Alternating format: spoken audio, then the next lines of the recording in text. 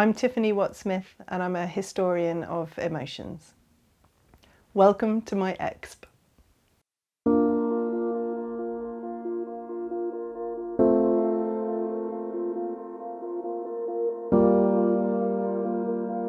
So it's sometimes counterintuitive to think that emotions might have a history, because surely everyone across the world and everyone across time has always felt fear and anger and sorrow and joy in the same kind of way.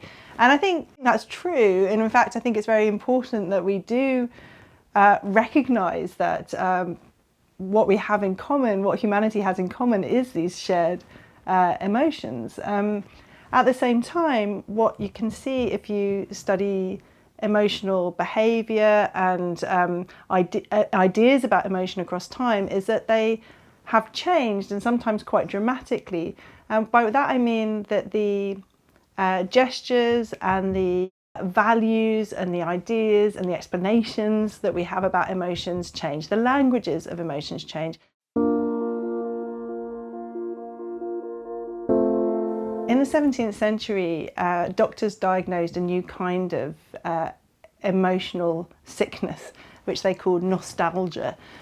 This was a kind of very lethal form of homesickness. It produced all kinds of effects, from listlessness and lethargy to kind of the eruption of strange boils and inability to eat, and eventually, in really serious cases, people would fall into a terrible stupor and then they would die. So nostalgia was a fatal kind of form of homesickness. In the 19th century, homesickness began to be kind of downgraded as an emotion. It seemed to be rather childish that people couldn't be away from home for such a long time. And as people began to travel more, as the tourist industry began to boom, as trains began to expand, so the idea of being attached to one particular place began to seem rather a problematic sort of emotion. That's a curious example of how the values around an emotion might have changed. And so nowadays you'd be unlikely to go to the doctors and be diagnosed with homesickness. Although you might well feel homesickness, it might be an emotion that might be hard to talk about openly or to feel has the kind of status of some other emotions, such as depression or anxiety.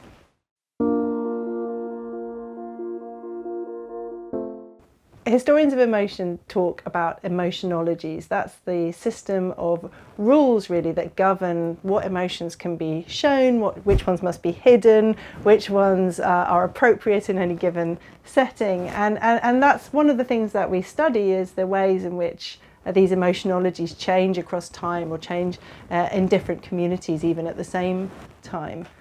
So we can also see with an emotion like sadness, when we look at Renaissance textbooks and self-help books, as it were, we can see that sadness was sometimes an emotion that was actively encouraged.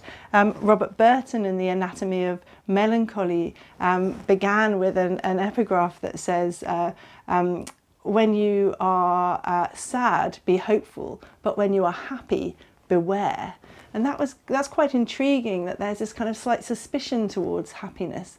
An idea, I think, possibly that what goes up must come down, but also I think at that time an idea that happiness was associated with being rather unreliable, fleet-footed, someone who wasn't so... At the time, the humoral medicine suggested that the melancholy humour, which was sort of a dark and thick liquid, kind of literally seemed to weigh the body down and brought it closer to earth and made people more humble and more God-fearing, whereas happy people seemed to be sort of flighty and irresponsible and all over the place. I think that's quite intriguing, because now, of course, we really value happiness. Happiness is the emotion we should all be seeking, and certainly parents should be happy, and bosses should be happy, and people in charge should be happy. And sorrow, we're rather anxious about and seek to avoid or kind of get over quickly, or to medicate in some way. I think that situation might have been somewhat unfamiliar to people a few hundred years ago.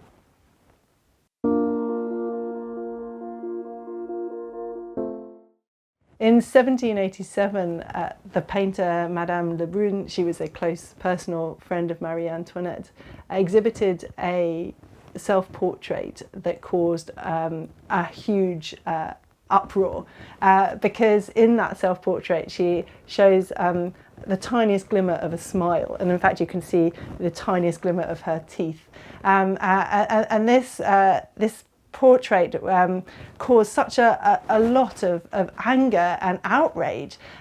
For centuries, aristocrats have been depicted with their mouths enigmatically clamped shut. So when Madame Lebrun represented herself with a slight smile on her face, where you could sort of see her teeth, it was a real break with tradition. But what it was really reflecting was a larger shift that was happening among philosophers at that time with the Enlightenment, which was really trying to make a shift towards a new kind of emotional style, a new kind of emotional regime that encouraged people to be more optimistic, that encouraged a kind of egalitarian, relaxed sort of approach to the world.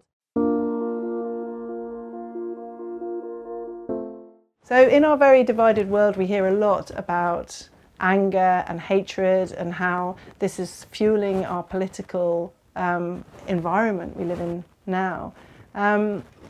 An emotion I've been particularly intrigued by is Schadenfreude. This is a German word from Schaden, damage, Freude meaning joy. So this is the pleasure that we might take in the misfortunes of others. One of the reasons why Schadenfreude is so important in our contemporary political climate is that it plays a very important role in forming groups, in bonding in groups and out groups.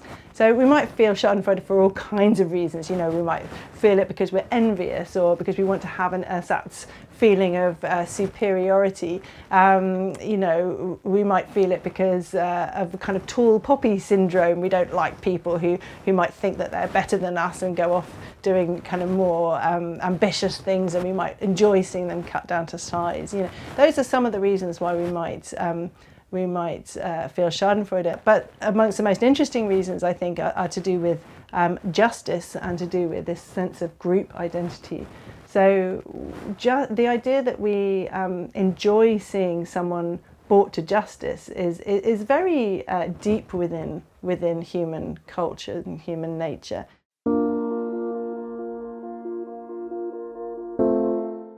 So it's true that historians look back because they're interested in the past, but really history is a discipline that's very concerned with the idea of the future, because what history teaches us is the ways in which things change and the causes for those changes. And so it allows us to imagine a future which is different from the world that we're living in now. It allows us to imagine the reasons why our world might change. So I think that some of the emotions that are going to become more spoken about are emotions to do with our response to the climate crisis. And we're starting to see some of these words already appearing. The Swedish word flugskam, which means the shame of flying. I think that's a kind of really intriguing slice or insight into some of the sense of embarrassment and awkwardness around our behaviour in the middle of a climate crisis. Or there's the word solastalgia, which was coined by an Australian philosopher, Glenn Albrecht. This describes a sense of homesickness for a landscape or place that has been lost due to environmental change. So how do we articulate the particular kinds of sorrow and loss and homesickness that a changing world will create? So I think those emotions will become very interesting for us in the coming decades. You know, hope is not the same as blind optimism. Hope is an emotion we have when we're not entirely certain what the future will bring, but in that kind of space, it gives us the opportunity to act.